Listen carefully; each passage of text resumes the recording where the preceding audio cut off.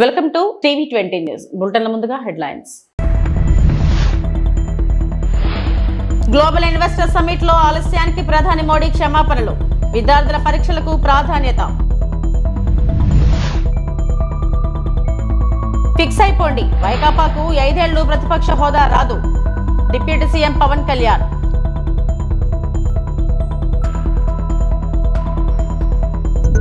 ప్రధాన ప్రతిపక్ష హోదాను డిమాండ్ చేస్తూ అసెంబ్లీ నుంచి వైఎస్ఆర్సీపీ బాయ్కాట్.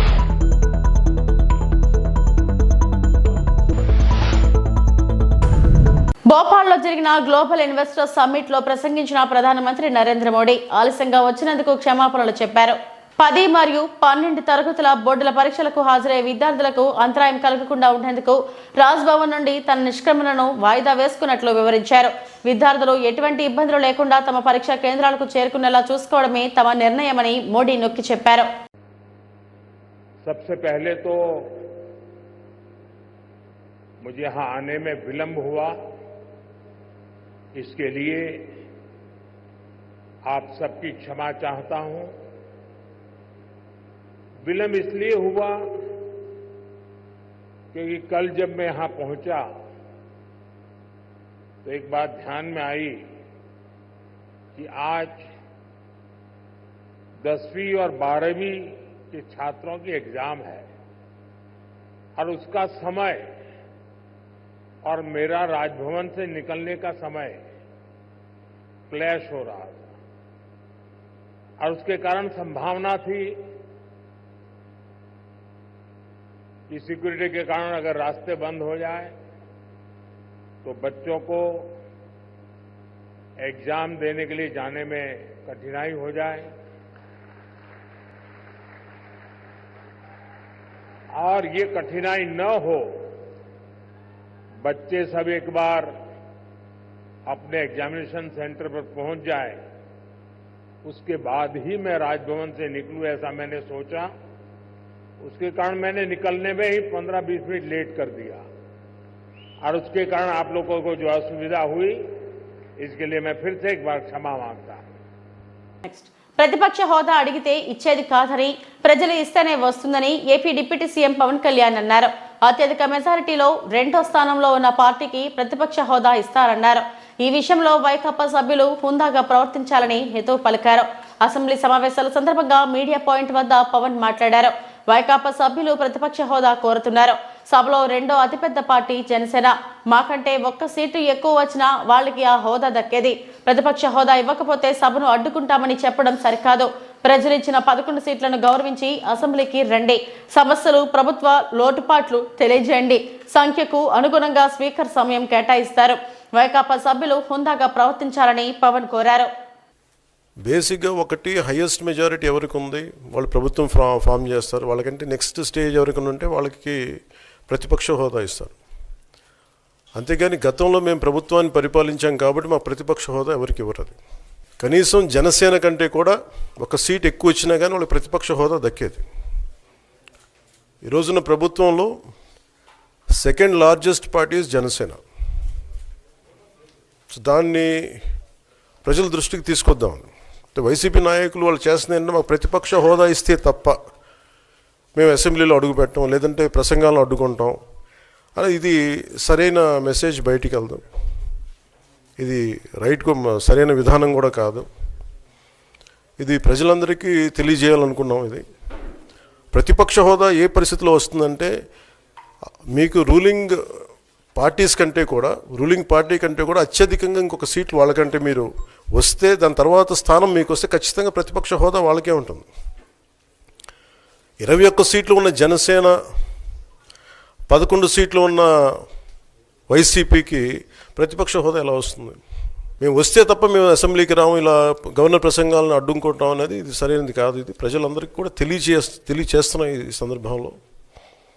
అందుకని ఇది భవిష్యత్తులో కూడా మేము కోరుకునేది వైసీపీ నాయకుల్ని, మీకు ప్రతిపక్ష హోదా ఇవ్వకపోయినా ప్రజలు మీకు 11 సీట్లు ఇచ్చారు, దాన్ని గౌరవించి మీరు అసెంబ్లీకి రండి. మీ స్థాయికి తగ్గట్టుగా మీకు మీకు ఎన్ని ప్రశ్నలు అడగాలో దాన్ని తగ్గట్టుగా ఇస్తారు మీకు. ఇవన్నీ దాటి మన స్పీకర్ గారు కూడా చాలా గౌరవంగా వాళ్ళు 11 సీట్లు వచ్చినప్పటికీ కూడా చాలా గౌరవంతో ఇంతకాలం వాళ్ళకి ఇస్తూ వచ్చారు. ప్రశ్నోత్తరాల సమయంలో కూడా ఆయనకి ఇచ్చారు. గతంలో కూడా ఇవన్నీ ఆయన రావడానికి కూడా ఆయన ఎలా రావాలి, ఏం చేయాలి, దానికి కూడా చాలా ఏమాత్రం ఇబ్బంది పెట్టకుండా గతంలో కూడా చేశారు. ఫస్ట్ మీరు మనకి గవర్నమెంట్ ఫామ్ అయిన తర్వాత కూడా వీటిని దృష్టిలో పెట్టుకొని వైసీపీ కొంచెం హుందాగా వ్యవహరించాల్సిన అవసరం ఉంది. వైసీపీ నాయకులకు కూడా మీకు బాధ్యత ఉంది. గవర్నర్ గారి ప్రసంగాన్ని మీరు ఆ విధంగా మీరు ప్రశాంతంగా విని దాన్ని వచ్చే ఇంకా జరుగుతున్న సమావేశాల్లో మీరు దాని మీద లోటుపాట్లు మీరు చెప్తే బాగుంటుంది తప్ప ఇలా కూర్చోబెట్టి అరుపులు కేకలు ఇది సమంజసంగా లేదు. అంటే అర్ధాంతరంగా ప్రతిదానికి అసెంబ్లీలోకి రాగానే గొడవ పెట్టుకోవాలి, దేన్నైనా విభేదించాలనేది ఇది చాలా లో లెవెల్ ఆలోచన విధానం, లో లెవెల్ స్ట్రాటజీ. అది ప్లీజ్ మీరు అప్గ్రేడ్ అవ్వండి, మీరు అప్లిఫ్ట్ చేసుకొని మీరు కూర్చోబెట్టి డెమోక్రటిక్ ప్రాసెస్కి గౌరవం ఇవ్వండి. మనస్ఫూర్తిగా వైసీపీ నాయకులకి ఇది నా విన్నపం, నా విజ్ఞాపన. This what I would like to say. And నిజంగా కావాలి అంటే మీరు ఈ 5 సంవత్సరాల్లో మీరు ప్రతిపక్ష హోదా మీకు రాదు. అది మీరు మెంటల్గా ప్రిపేర్ అయిపోండి. 11 సీట్లతోటి మీకు ప్రతిపక్ష హోదా ఇవ్వబడదు, రాదు. ఎందుకంటే ఇట్ ఈస్ చంద్రబాబు గారు, గౌరవ ముఖ్యమంత్రి చంద్రబాబు గారు డిసైడ్ చేసేది కాదు, జనసేన డిసైడ్ చేసేది కాదు. దానికి రూల్స్ ఉన్నాయి, దానికి రెగ్యులేషన్స్ ఉన్నాయి, నామ్స్ ఉన్నాయి. ప్రధాన ప్రతిపక్ష హోదాని డిమాండ్ చేస్తూ అసెంబ్లీ నుంచి వైఎస్ఆర్సీపీ బాయ్కాట్ చేసింది. గవర్నర్ ప్రసంగాన్ని కూడా బాయ్కాట్ చేసి అసెంబ్లీ నుంచి ఎమ్మెల్యేలతో కలిసి బయటకు వచ్చిన వైఎస్ జగన్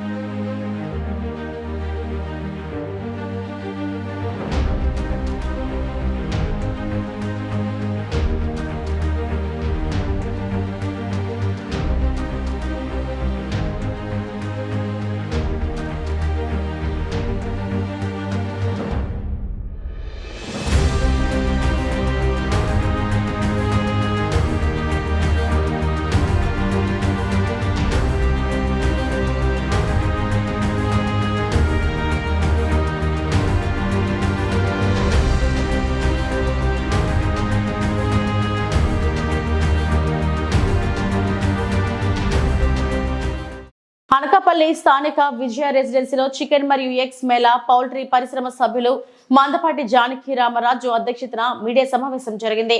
ఈ సమావేశంలో NET chairman Sridhar Raju, Uttarandhra poultry federation అధ్యక్షులు బర్నిఖాన బాబురావు, ఫ్యూచర్ ఇండియా సంపాదకులు బర్నిఖాన రామారావు, డాక్టర్ రామ్మూర్తి, డాక్టర్ జయరాజ్ సమక్షంలో కార్యక్రమం జరిగింది. ఈ సమావేశంలో డాక్టర్లు మాట్లాడుతూ గత కొద్ది రోజులుగా ప్రజలను భయభ్రాంతులకు గురైన బర్డ్ ఫ్లూ వైరస్ వల్ల ప్రజలు చనిపోతున్నారనే పుకార్లు పూర్తిగా అవాస్తవమని అన్నారు. 2016 సంవత్సరంలో ఎక్కడో విదేశాల్లో వచ్చిన బర్డ్ ఫ్లూ వైరస్ వల్ల చికెన్ మరియు గుడ్లు తినడం వల్ల చాలా మంది చనిపోయారనే వార్త వైరల్ గా మారింది. క్రమంగా మళ్లీ చికెన్ మరియు ఎగ్స్ వినియోగం యథావిధిగా కొనసాగింది. ఈ నేపథ్యంలో గత కొద్ది రోజులుగా తూర్పుగోదావరి జిల్లాలో బర్డ్ ఫ్లూ వల్ల కోళ్లు చనిపోతున్నాయని, వాటి వల్ల మనుషులు కూడా చనిపోయే ప్రమాదం ఉందనే తప్పుడు సంకేతంతో ప్రజలు భయభ్రాంతులకు గురై చికెన్ మరియు ఎగ్స్ పూర్తిగా తిరస్కరించారు. బర్డ్ ఫ్లూ వైరస్ అనేది వింటర్ కాలంలో సెప్టెంబర్ నుండి ఫిబ్రవరి వరకు ఈ వైరస్ సంక్రమిస్తుందని, వాటి వల్ల కోళ్లకు వైరస్ వ్యాప్తి చెంది చనిపోతాయి తప్ప మనుషులకు ఎటువంటి ప్రాణహాని ఉండదని వెల్లడించారు. 4.5 కోట్ల ఎగ్స్ మనకు వినియోగం జరుగుతుంది. దీనివల్ల ఏంటంటే ఎగ్స్ తాలూకా ముఖ్యం అంటే చీపెస్ట్ ప్రోటీన్ అన్నమాట. కల్మిషన్ లేని ప్రోటీన్ సప్లై చేయడానికి, అంటే పేదవాడికి వెంటనే దొరికే ప్రోటీన్ అనేది ఎక్కువ. ఒకటి ఎగ్ తినే వాళ్ళు ఎటువంటి జబ్బులు కానీ రోగ నిరోధక శక్తి అనేది పెరుగుతుంది. సో దీన్ని మనం కాపాడుకోవాల్సిన అవసరం ఉంది. అంటే మన ఇండియాలో అంటే సంవత్సరానికి 70 గుడ్లే తింటున్నాం. మిగతా దేశాలు కంపేర్ చేసుకుంటే 170-200 గుడ్లు తినే సంవత్సరానికి తినే పరిస్థితి ఉంది. మనది లెక్క వేసుకుంటే 70 ఎగ్స్ పర్ యాన్యువల్, సంవత్సరానికి 70 గుడ్లు తినే పరిస్థితి ఉంది. అంటే ఎంత తక్కువ ఉన్నామో తెలుసుకోవాలి. రెండోది, ఈ ఎగ్స్ కన్సంప్షన్ పెంచడానికి అంటే ప్రస్తుతం ఉన్న సిచ్యువేషన్ 70 గుడ్లు కూడా చాలా ఎక్కువ అనిపిస్తుంది. మనం ఒక 10 గుడ్లు పెరిగితే ఒక రైతుగా ఒక ఫ్యామిలీలో ఒక్కరోజు పనిదినం పెరగడానికి అవకాశం ఉంటుంది, ఉద్యోగ అవగాహన కలిగించడానికి అవకాశం ఉంటుంది. ప్లస్ మంచి ప్రోటీన్ సప్లై చేయడానికి అవకాశం ఉంటుంది. అంటే ఇంకా కల్మిషన్ లేని ప్రోటీన్ ఇవ్వడం అనేది ఎగ్ తప్పితే ఇంకా ఏం లేదు. ఒక ఎగ్ని ఇలా మిల్క్ కావాలంటే వాటర్ వేసుకోవచ్చు, ఇలా చికెన్ అండ్ మటన్ అంటే దాని రేట్ ఎక్కువ ఉన్నది అన్నది వేరేదో తీసుకొచ్చి పెట్టే పరిస్థితి ఉన్నాయి. ఎగ్ అన్న విషయంలో మాత్రం ఎటువంటి కల్మిషన్ లేని పరిస్థితి కనిపిస్తుంది. కల్మిషన్ లేని ప్రోటీన్ సప్లై చేయగలిగేది ఎగ్ ఒకటే. సో అది మనం ప్రోత్సహించాల్సిన అవసరం ఉంది. ప్రస్తుతం ఏంటంటే మనకు ఉన్న పాపులేషన్ రాను తగ్గడానికి అవకాశం ఉంది. బట్ ప్రభుత్వం ప్లాన్ ఏంటంటే వచ్చే 3 సంవత్సరాలు 30% పెంచాలన్న ఉద్దేశంతో మన అన్ని చర్యలు తీసుకోవడం జరుగుతుంది. ప్లస్ ఫామ్లో కూడా బయోసెక్యూరిటీ మెషర్ ఎలా చేయాలన్న విషయాన్ని కూడా ప్రతి ఒక్క ఫార్మర్కి మన అవగాహన కలిగించడం జరుగుతుంది. దాంతోపాటు లోకల్ డాక్టర్కి అన్ని విధాలుగా సపోర్ట్ చేసి వాళ్ళని మానిటర్ చేసి వాళ్ళకి అవేర్నెస్ క్రియేట్ చేసి ఎటువంటి ప్లస్ అక్కడ చుట్టు ప్రాంతాల్లో ఎటువంటి చెరువులు ఏదైనా సడన్గా అంటే వైల్డ్ బర్డ్స్ ద్వారానే ఇది వస్తాయి. ఎందుకంటే వలస వచ్చిన బర్డ్స్ అంటే జనరల్గా మనకి చలికాలం రోజుల్లో బయట నుంచి ఇతర దేశాల నుంచి బర్డ్స్ అన్ని రావడం జరుగుతుంది. దానివల్ల ఈ కోళ్ళు పక్కన ఉన్న కోళ్ళు దానివల్ల చనిపోవడం జరుగుతున్నాయి అన్నమాట. ఇదన్నీ మనం రెగ్యులర్గా మానిటర్ చేయడం జరుగుతున్న వలన ఇటువంటి స్ప్రెడ్డింగ్ అనేది మన ప్రాంతంలో ఎప్పుడూ లేదు. ప్రస్తుతం కూడా మనం రెగ్యులర్గా లోకల్ డాక్టర్కి ఇన్స్ట్రక్షన్ ఇచ్చేసి వాళ్ళకి ఏంటంటే కావాల్సిన ప్రొటెక్షన్ అంటే పర్సనల్ ప్రొటెక్షన్ కావాల్సిన ఎక్విప్మెంట్స్ అన్ని ఇచ్చేస్తున్నాం. అబద్ధాల హామీలు ఇచ్చి తప్పుడు ప్రచారాలతో సీఎం అయినావు ఎమ్మెల్యే మాధవరం కృష్ణారావు. అబద్ధాల హామీలు ఇచ్చి తప్పుడు ప్రచారాలతో సీఎం అయిన రేవంత్ రెడ్డి రాష్ట్ర ప్రజలకు అన్యాయం చేసిందని, కాంగ్రెస్ పార్టీ రాష్ట్రాన్ని సర్వనాశనం అయిందని, అందుకే ప్రజలు కేసీఆర్ ప్రభుత్వం మళ్లీ రావాలని బీఆర్ఎస్ లో చేరుతున్నారని ఎమ్మెల్యే మాధవరం కృష్ణారావు అన్నారు. కూకట్పల్లి నియోజకవర్గంలోని బాలానగరం డివిజన్లో గిరిసాగర్ రాజుసాగర్ ఆధ్వర్యంలో కాంగ్రెస్ పార్టీ యూత్ నాయకుడు మధు ఆధ్వర్యంలో 100 మంది యువకులు టీఆర్ఎస్ పార్టీలో చేరారు. యువకులందరికీ ఎమ్మెల్యే మాధవరం కృష్ణారావు గులాబీ కండువా కప్పి బీఆర్ఎస్ పార్టీలోకి ఆహ్వానించారు. మధు ఆధ్వర్యంలో సుమారుగా 100 మంది కాంగ్రెస్ పార్టీని చేస్తున్నటువంటి దొంగ మాటలు, దోపిడి మాటలు, అబద్ధ మాటలతో వినలేక టీఆర్ఎస్ పార్టీ ప్రభుత్వం ఉన్నప్పుడు ఏ రకంగా అభివృద్ధి జరిగింది, ఈ 14 నెలల్లో ఏ రకంగా జరిగిందని చూసి మరి కాంగ్రెస్ పార్టీకి ఎన్నో సేవ చేసినటువంటి కొంతమంది మధుగారి ఆధ్వర్యంలో టీఆర్ఎస్ పార్టీ చేయడానికి రావడానికి వచ్చినందుకు హృదయపూర్వక ధన్యవాదాలు తెలియజేస్తా ఉన్నాం. ఇదే నిదర్శనం. ఈ రాష్ట్రంలో అన్ని అబద్ధాలే. రైతులకు మోసం, ఆడపిల్లలకు పింఛన్లు ఇస్తానని చెప్పి ముసలి వాళ్ళకు 4,000 ఇస్తానని మోసం, 2,500 రూపాయలు ఇంటింటికి ఇస్తానన్న మోసం, డబుల్ బెడ్రూమ్లు ఇస్తామని చెప్పిన మోసం, ఇంద్రమ్మ ఇండ్లు ఇస్తామన్న మోసం, 420 హామీలు ఇచ్చి 420 చేసినటువంటి ఈ కాంగ్రెస్ పార్టీ చేసిన మోసాలకే ఈరోజు ప్రజలు విసికెత్తి ఇవాళ ఎంత భయంకరంగా ఉంది రాష్ట్రం అంటే గొప్పలు చెప్పుకుంటా ఉన్నారు. ఇవాళ ఎంత గొప్పలు చెప్పుకుంటారు అంటే 14 నెలల్లో దేశము స్వతంత్రంలో వచ్చినప్పటి నుంచి చేయనంత అభివృద్ధి 14 నెలలు చేసామని గొప్పలు చెప్పుకుంటారు అంటే ఎంత దుర్మార్గంగా ఆలోచన చేయాలి. హైదరాబాద్ నగరంలో మేము కట్టినటువంటి బ్రిడ్జుల కింద రంగులేసి ఆ బ్రిడ్జే మాదంటున్నారు. ఈ రకమైన అభివృద్ధి ఇవాళ కుక్కట్పల్లి కాన్స్టిట్యూన్సీలో ఎంత దుర్మార్గంగా నడుస్తూ ఉందంటే గవర్నమెంట్ పరంగా 14 నెలల తర్వాత 25 కోట్లు శాంక్షన్ చేశారు కాన్స్టిట్యూన్సీకి, అది సర్కిల్కి. అందులో నాకు 9 డివిజన్లు ఉంటే నాకు 6 కోట్లు ఇస్తున్నారు, 3 డివిజన్లు ఉన్న వాళ్ళకు 6 కోట్లు ఇస్తున్నారు. ఎక్కడైతే ప్రజలకు ఇబ్బంది ఉన్నదో చూసి రిలీజ్ చేయవలసినటువంటి బాధ్యత ప్రభుత్వానికి, ఆఫీసర్లకు ఉంటుంది. ఇది నీకింత నాకింత అని పంచుకునే విధంగా హైదరాబాద్ నగరంలో ఈరోజు కనీసం డ్రైనేజ్కి ₹1 ఇవ్వలేని పరిస్థితి, మంచిలు రాలేనటువంటి పరిస్థితి, బల్బులు ఎగలేని పరిస్థితి, ఎన్ని రకాలుగా ఈ 14 నెలల్లో ఆ రోజున నెలకు 30 నుంచి 40 కోట్లు ఖర్చు పెట్టాము. ఆ రోజున కుక్కట్పల్లి కాన్స్టిట్యూన్సీలో అన్ని రకాలుగా. ఈరోజు 14 నెలలకు 25 కోట్లు ఇచ్చి దక్షిణ కైలాసంగా ప్రముఖ పుణ్యక్షేత్రం శ్రీకాళహస్తీశ్వర దేవస్థానం ఆలయంలో మహాశివరాత్రి బ్రహ్మోత్సవాల్లో భాగంగా సోమవారం ఉదయం హంసయాలి వాహన సేవ వాహనంపై స్వామివారు అమ్మవారు మంగళ వాయిద్యాలతో మేళతాళాలతో 4 మాడవీధుల్లో ఊరేగించారు.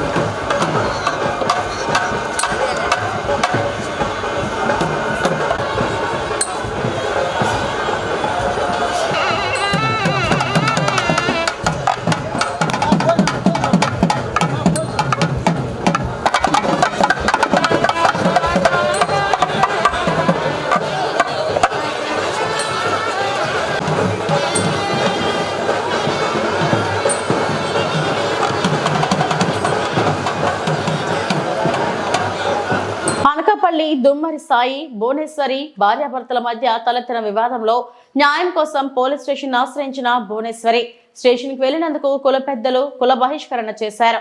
న్యాయం జరగాలంటూ నేడు అనకాపల్లి కలెక్టరేట్ వద్ద ఆందోళన చేపట్టిన భువనేశ్వరి కుటుంబ సభ్యులు. భువనేశ్వరికి సాయికి 3 సంవత్సరాలు మరియు 5 సంవత్సరాలు 2 కుమారులు ఉన్నారు.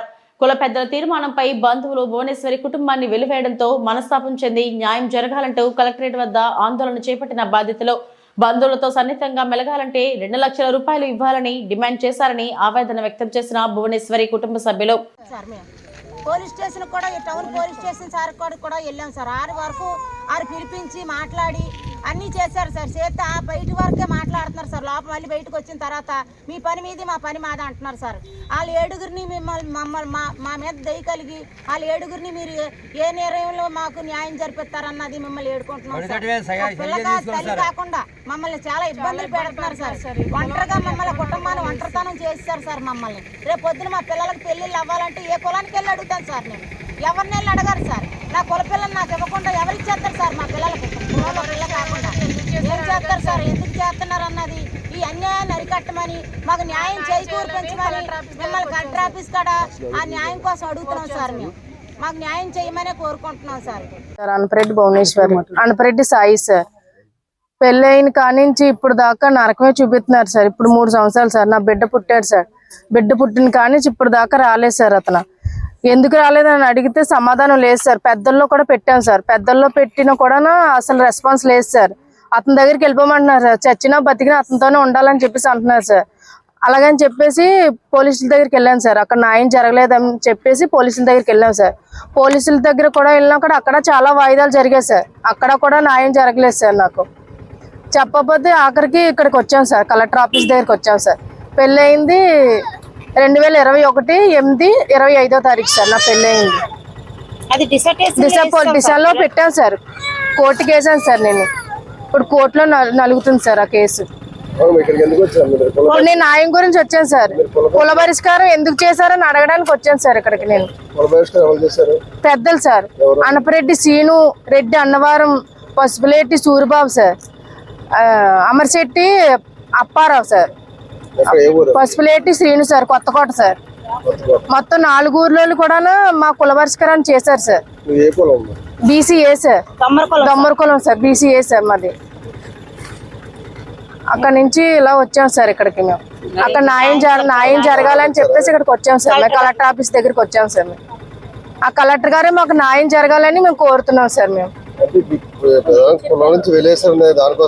దాని గురించి వచ్చాం సార్. కులం నుంచి ఎందుకు వెలివేశారని వచ్చాం సార్ మేము ఇక్కడికి. చిన్న పిల్లలు కూడా ఆడుకోవడానికి వెళ్తే మీ కులంలో వెలివేశామని చెప్పేసి చిన్న చూపుగా చూస్తున్నారు సార్. ప్రతి ఒక్కరు చిన్న చూపుగానే చూస్తున్నారు సార్. మాకు ప్రతి ఒక్కరు ఈ చవ్వాలా బతకాలని మేము పోరాడుతున్నాం సార్. ఎన్నిసార్లు సూసైడ్ చేసుకోవాలో అనిపించింది సార్ మాకు. ఇది ఎందుకు, ఈ బతికెందుకు అని చెప్పేసి అనిపిస్తుంది సార్. మాకు న్యాయం జరగాలని కోర్టు దగ్గర ఇక్కడికి వచ్చాం సార్. కలెక్టర్ ఆఫీస్ దగ్గరికి మేము కలెక్టర్ని కలవడానికి కలవలేదు సార్. మేము ఇంకా వెళ్తాం సార్. మేము ఉదయగిరి నియోజకవర్గంలో 100 ఎకరాల్లో అగ్రిగోల్డ్ భూముల్లో విలువైన ఎర్రచందనం యూక్లిప్టస్ చెట్లను ప్రజాప్రతినిధుల సహకారంతో కొంతమంది చట్టవిరుద్ధంగా నరికి కోట్ల రూపాయలు గడిస్తున్నారన్న విషయం తెలిసి ఆ ప్రాంతానికి వెళ్లిన వారిపై దాడులు చేస్తున్నారని, వారిపై జిల్లా అధికారులకు పోలీసు అధికారులకు వ్రాతపూర్వకంగా ఫిర్యాదులు చేసినా పట్టించుకున్న దాఖలాలు లేవని సోమవారం నెల్లూరులో గాంధీ బొమ్మ నుంచి జిల్లా కలెక్టర్ కార్యాలయం వరకు రాష్ట్ర AgriGold customers and welfare agency association ఆధ్వర్యంలో పెద్ద సంఖ్యలో బాధితులు ర్యాలీతో రావడం జరిగింది. బాధితులు AgriGold customers and welfare agency association ఆధ్వర్యంలో జిల్లా కలెక్టర్ కు వినతి పత్రం సమర్పించారు. ఈ సందర్భంగా మీడియాతో వారు మాట్లాడారు.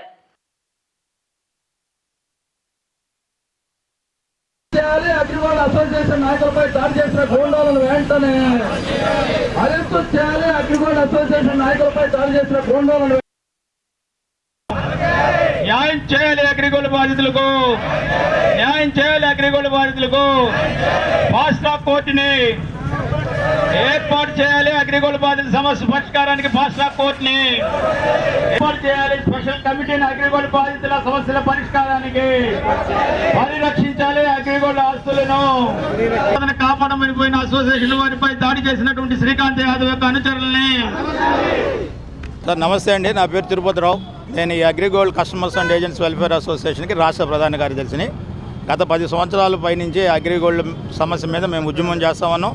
ఆ క్రమంలో ఈ 2 ప్రభుత్వాల్లో కొంత న్యాయాన్ని అయితే మేము పొందగలిగాం. పూర్తి స్థాయి న్యాయం అయితే రాలేదు. కానీ ఈ రోజున్న పరిస్థితులు గమనిస్తే గతంలో మేము అగ్రిగోల్డ్ ఆస్తుల్ని అమ్మి బాధితులకు డబ్బులు చేయమనేటువంటి ఉద్యమం చేసాం. ఇప్పుడున్న పరిస్థితుల్లో అగ్రిగోల్డ్లో ఉన్నటువంటి సంపదని కాపాడుకోవడం కోసం ఉద్యమం చేయాల్సినటువంటి పరిస్థితి ఏర్పడింది. ఈ రాష్ట్రంలో అందులో ప్రత్యేకించి ప్రకాశం, నెల్లూరు జిల్లాలో 10,000 ఎకరాల భూములు అగ్రిగోల్డ్ భూములు ఉన్నాయి. వాటిల్లో కలప కావచ్చు, ఎర్రచందనం కావచ్చు, అదేవిధంగా పెద్ద పెద్ద పంట తోటలు కానీ అన్నీ ఉన్నాయి. ఈ మధ్యకాలం మేము చూస్తే కేవలం ఒక ఉదయగిరి నియోజకవర్గంలో ఒక 1700 ఎకరాలు, అదేవిధంగా పామూరులో ఉన్నటువంటి వాటిలో జామాయిల్ని, ఎర్రచందనాన్ని కొట్టేస్తున్నారని క్లియర్గా పిక్చర్స్ సహా మీడియాలో వచ్చినటువంటి పరిస్థితిని చూసి 5వ తేదీ నాడు మేము వరికుంటపాడు పోయి స్పాట్లో ఉన్నటువంటి వీడియోలు, ఫోటోలు అన్నీ తీసుకొని అక్కడి నుంచి నేరుగా ఎంఆర్ఓ గారి దగ్గరికి వెళ్ళి మేము ఒక కంప్లైంట్ చేసి వచ్చాం. అయ్యా, అక్కడైతే ప్రత్యేకంగా మేము అడిగింది ఏంటంటే కొట్టేసిన దాని మీద చర్య తీసుకోండి, కొట్టేసి ఆల్రెడీ ఎత్తుకొని వెళ్ళటానికి సిద్ధంగా ఉన్నటువంటి ఒక 50 లక్షల ఆస్తిని కాపాడమని అడిగాం. ఆ తర్వాత సిఐడి వాళ్ళకి హెడ్ క్వార్టర్స్లో ఉన్నటువంటి సిఐడి వాళ్ళని కూడా అడిగాం. కానీ అక్కడి నుంచి ఏ చర్యలు లేవు. సిఐడి ఇక్కడ ఉన్నటువంటి నెల్లూరులో ఉన్నటువంటి సిఐడి వెంకటేశ్వరరావు గారు వెళ్ళి కంప్లైంట్ ఇచ్చి వాటన్నిటిని ఫోటోలు తీసుకుని వచ్చేసాడు, కానీ చర్యలు ఏం లేవు. ఆ దశలో 18వ తేదీ నాడు ఒక 100 మంది అగ్రిగోల్డ్ బాధితులు మా గౌరవ అధ్యక్షులు సిపిఐ పార్టీ రాష్ట్ర శాఖ అధ్యక్షులు ముప్పాల నాగేశ్వరరావు గారు, నెల్లూరు జిల్లా సిపిఐ సెక్రటరీ అందరం కలిసి మళ్ళా ఆ స్థలంలోకి వెళ్ళి మీడియా మిత్రులతో ధర్నాలు చేసి అక్కడి నుంచి ఎంఆర్ఓ గారి దగ్గరికి వెళ్ళి ఎంఆర్ఓ ఆఫీస్ కాడ ఒక ధర్నా చేసి సిఐ గారితో మాట్లాడి ఎస్ఐ గారి లేకపోతే కంప్లైంట్ ఇచ్చి వచ్చేసాం. ఆ వచ్చే క్రమంలో శ్రీకాంత్ యాదవ్ అనేటువంటి అక్కడ ఉన్న ఒక నాయకుడు ఒక 20 మందిని వేసుకొచ్చి మాతో వచ్చి వెనకాల ఉన్నటువంటి నెల్లూరుకు సంబంధించినటువంటి టెంపోని ఆపి వాళ్ళని కొడుతున్నారని ఫోన్లు చేసి మేము మళ్ళీ వెనక్కి వెళ్ళి వాళ్ళని విషయం చెప్తా ఉన్నాం. అయ్యా, మా ఆస్తులు పోతా ఉన్నాయి, వాటిని కాపాడమని వచ్చాం, మీకేంటి బాధ అనే టైంలో దేశమంతా కొట్టేస్తుంటే మీకు వరికుంటపాడే కనపడిందంటారా, నా కొడుకల్లారా ఇక్కడికి వస్తే మళ్ళీ చంపేస్తామని మా మీద దౌర్జన్యం చేశారు. ఆ క్రమంలో నా చొక్కా జనగడం, నేను కింద పడడం కూడా జరిగింది. పరిస్థితిని చూస్తూ ఉంటే అక్కడికి ఎస్ఐ గారు వచ్చి వాళ్ళని బతిమలాడుతూ ఉన్నాడు. మమ్మల్ని కంప్లైంట్ ఇస్తామని కూడా కాదని పంపించేశాడు. ఏదో పేపర్లో చూస్తే అసలు దాడి జరిగిన సంగతి నాకే తెలియదు అంటున్నాడు. ఇందాక నేను మాట్లాడినట్టుగా అక్కడేమో 100 కోట్ల రూపాయల చెట్లన్నీ నరికేసి కనపడుతూ ఉన్నాయి. పాత పెద్దోళ్ళు సామెత చెప్పినట్టు అందరూ శాఖాహారులే, ఆడున్న 100 కేజీల మాంసం ఏమేందో అర్థం కాదన్న పరిస్థితిలో ఉంది. మేమైతే ప్రభుత్వాన్ని ఒకటే డిమాండ్ చేస్తూ ఉన్నాం. ఇప్పుడు వారం రోజులైంది, విషయం అందరికీ తెలుసు. ఎవరు చర్యలు మటుకు మొదలుపెట్టలా, దొంగలు ఇచ్చినటువంటి వాళ్ళ మీద కేసులు పెట్టలా, మా మీద దాడి చేసిన వాళ్ళ కేసులు పెట్టలా, అందరూ కూడా కామ్గా కూల్గా ఉన్నారు. ఆ సందర్భంలో ఈ రోజున కలెక్టర్ గారు, నెల్లూరు జిల్లా కలెక్టర్ గారికి అర్జీ ఇవ్వడానికి, అదేవిధంగా ఎస్పీ గారిని కలిసి కంప్లైంట్ చేయడానికి వచ్చాం. వీళ్ళు చర్య కూడా తీసుకోకపోతే ముఖ్యమంత్రిని, ఉప ముఖ్యమంత్రిని కలుస్తాం. అయితే ప్రభుత్వానికి నేను ఒకటే చెప్తున్నా, గత 10 సంవత్సరాల నుంచి అగ్రిగోల్డ్ బాధితుల కోసం ఇప్పటికి 3 సార్లు ఆమరణ నిరాదీక్షలు చేసినటువంటి ఈ అసోసియేషన్ ఈ సమస్య మీద కానీ ప్రభుత్వం చర్యలు తీసుకోకపోతే ఈ రాష్ట్రంలో మరొక పెద్ద ఉద్యమానికి శ్రీకారం చుడతాం. అవసరమైతే ఆమరణ నిరాదీక్షనే చేస్తాం. మా ఆస్తులు కొట్టేసినటువంటి వాళ్ళ మీద చర్యలు తీసుకోవాలి, మా మీద దాడి చేసిన వాళ్ళని అరెస్ట్ చేయాలి. ఈ క్రమంలో ప్రభుత్వం కానీ ముందుకు రాకపోతే పెద్ద ఉద్యమానికి శ్రీకారం చుడతాం. ఖచ్చితంగా విజయవాడ హెడ్ క్వార్టర్స్లో మళ్ళీ ఆమరణ నిరాదీక్ష చేస్తాం. ఈ సమస్యను వదిలిపెట్టే ప్రశ్నే లేదని తెలియజేస్తాం. ఇది ఇప్పటివరకు నా బులెటిన్ అప్డేట్స్. నమస్తే.